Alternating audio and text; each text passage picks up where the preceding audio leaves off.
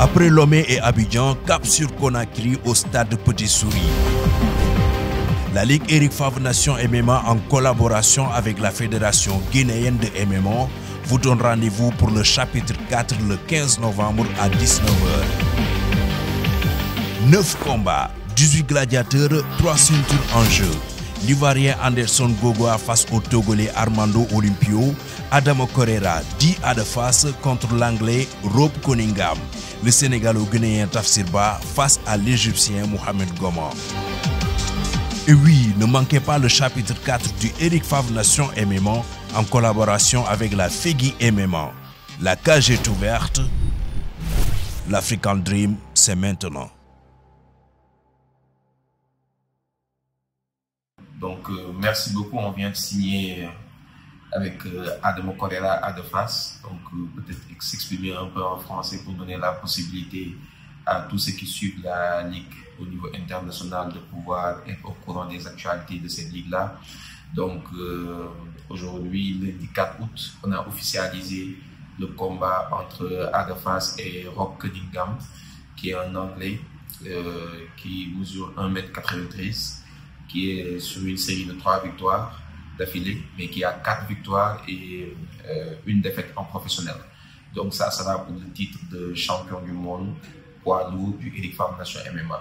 Donc on a à côté de nous Adefas, qui aujourd'hui est sur 2 combats, 2 victoires en professionnel avec la Ligue Eric Favre Nation MMA. Donc là, qui va combattre la ceinture. Ça sera son 3e combat et ça sera en Guinée, à Conakry. Donc le samedi 15 novembre au stade Petit Soleil. Donc c'est un événement de 9 combats. Donc là, le président fondateur de cette ligue, Eric Favre, était censé même signer le contrat avec Adefas, mais Eric étant en voyage et Ada devant entamer sa préparation dans les jours à venir, il était nécessaire d'officialiser tout de suite cet événement-là, ce combat-là. Mais ça sera en tout cas une très très belle affiche entre quelqu'un de très expérimenté qui a 35 ans et beaucoup de combats en amateur et 5 combats en professionnel face à un jeune qui est sur 2 combats en professionnel.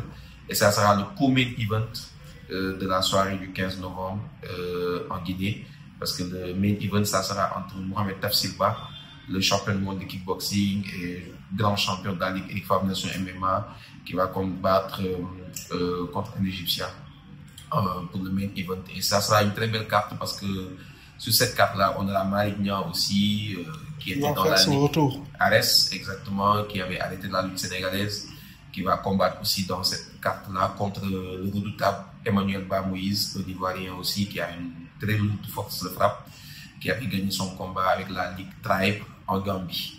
Donc, on a aussi l'attraction de la soirée, Malick Sylla, qui est le grand journaliste, grand commentateur au niveau de Canal+, qui va faire son retour à 40 ans, qui va faire son retour dans l'octogone pour croiser Amo Sonic, le Nigérian, et qui avait même croisé Tafsirba dans le passé. Donc Malick Sylla qui va faire son retour dans sa terre d'origine.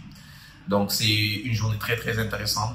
On a aujourd'hui l'appui de la fédération de la Guinée, la nouvelle fédération de MMA de la Guinée. Donc on a aussi l'appui du ministère des Sports de la Guinée, l'appui du ministère de la Culture de la Guinée. Donc aujourd'hui, on appelle tous les collaborateurs, tous les partenaires à nous contacter, à s'investir dans cet événement-là. On est joignable sur les réseaux sociaux, sur Instagram, Eric Favre Nation MMA. Vous pouvez nous envoyer des messages. On va lire ces messages-là, on va vous répondre. Donc que ce soit des partenaires ou ceux qui veulent vraiment travailler avec cette ligue MMA, qui est la ligue leader en Afrique. Donc on les invite à nous contacter et ça sera diffusé en direct sur Canal+, comme d'habitude.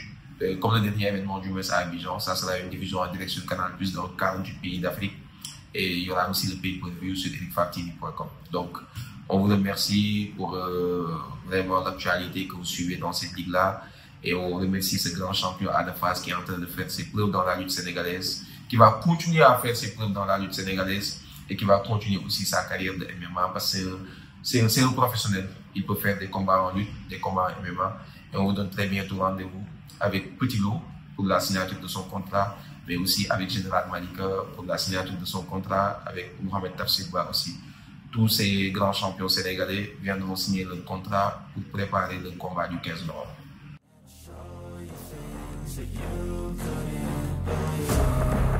Just tell me that I can. Just tell me that I can. Just tell me that I can. Just tell me that I can.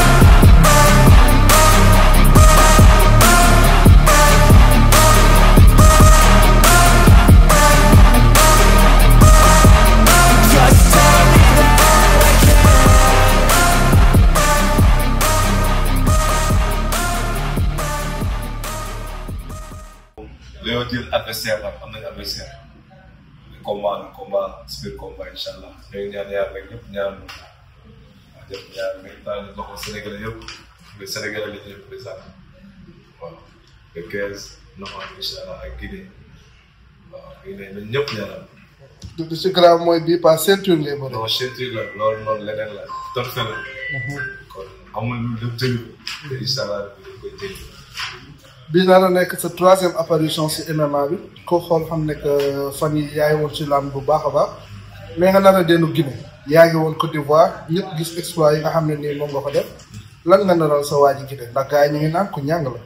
waaw moom gis nañu ay combat ndaxte mooy def ay combat yu spectaculaire comme daanaan la mais incha allah rabbi ndax na le 15 il y a un grand adversaire c'est Ada Fass l'enfant terrible de Dakar incha allah rabbi. ku xam Ada Fass xam ko ci entraînement ndax gis nañu sa préparation yi fan yii yëpp yaa ngi woon di dem France di dem entraîner di gën a yokk say technique ak yooyu noonu ba xam day xool ba gis ne Ada Fass dina gën a évoluer ci MMA bi incha allah wala Ada Fass bi tàmmoon di gis nga xam ne dafay allier bëre ak MMA bi. non combat bii di ñëw selon combat ñuy wax combat kii la quoi combat classico la soo adversaire gars yi gis nañu mooy UFC comme que tey champion la tamit am nañu ay qualité yoo xam ne ñu leen jàmmaarloo ak moom te incha allah bi le 15 du yomb. amoo lay ragal ci boppam lay tiit wala lay xalaat. sama xel laa daal ndaxte xam naa sama bopp nit ku nekk da nga xaw a comme nit ku nekk xam nga bopp xam naa sama bopp. est-ce que yaa ngi mesurer enjeu combat bi ndax yaakaar naa def nga 2 combats mais amu ci benn boo xam ne tolloo na dayoo ak bii nga xam ne ci lañ jëm. waaw bii nii déggoo combat si combat la te ñëpp nañ ma xaar incha allah ko ñëpp seetaan toog xaar toog seetaan ko waaw incha allah le 15 soobee yàlla. le 15 novembre ñu nar a gisaat Ada Fass. mu dugg yëngal Ada international la. Gallo drapeau Sénégal waaw. musique bi jolli. jël tàng ñu baax dugg civil bi. da ngay bàqwaat encore. waaw baaxul kay yëngal. Jël Diop Sangomar Sangomar loolu demee. mu nar a nekk combat boo xam ne nii ñun ñëpp ñu ngi koy xaar. mais aussi Ada Fass ku ko xam-xam ak kooku Lamine Sène mais surtout ak coacham bi nga xam ne moom la àndaloon bi pass ñoom ñu game si ñu joué si game plan boo xam ne macha allah sama gars yi waaw ndaxte bi combat bi jeexee sa coach mi ngi doon expliqué game plan day wax ne que loolu loo xam ne préparé woon jëm ko la. Ada Fass yaa ngi jëm ci combat boo xam ne nii moo ëpp dayoo di nekk combat boo xam ne poids lourd dëgg ngay bëri ba xam Ada dafa nar a yokk poids. oui Ada dafa nar a maintenir. instant yii ñu ngi si poids lourd ñu ngi si catégorie des poids lourd dañuy yokk si poids dañuy yokk suñu poids dañu liggéey bu baax yokk suñu poids incha allah rabbi gis beneen Ada bu soobee yàlla. say bébé ci MMA bi. waaw champion du monde incha allah. daa mel ni fi mu ne nii moom nga gën a focus. non champion du monde ndax xale laa am na objectif. waaw c'est vrai je suis encore jeune te sport moom yow sport xale. ban impact nga sentir depuis bi nga xam ne yaay commencé MMA ba léegi mu am ko par rapport ak yow sa làmb maanaam li nga xam ne ni moom nga daal daj sa làmb ak mooy ba si MMA bi di mooy xeex bi rek waaw xeex taxawaay xeex position xeex garde song su lu bëri surtout xeex bi moom mu gën a am importance. waaye li ma si jaaxal mooy boobu ba léegi Ada Fass yow yëngal a googu bu baax a baax lu tax ñuy wax Ada tey dafa ñëw samp jaaga fas yéene xeex ak adversaire. mais loolu tey il faut nga am adversaire bu mel ni yow il faut am adversaire bu mel ni man am potentiel lépp waaw boobu dinaa wane sama bopp mais adversaire yoo xam ne nii dinañ jàppee mu jeex foofu mu jël wala sa bopp. kon mooy maanaam bii duñu seetu bu Ada Fass bu bëri rek mais dina andiwaale xeex bu dëgër le 15 du yomb. le 15 novembre Guinée incha allah pour la ceinture heavyweight Eric Favre national incha allah di yomb daa jaajëf maa ngi nuyu ñëpp di nuyu tamit Eric Favre bu baax Eric sommes très contents. Merci pour le combat le 15 novembre.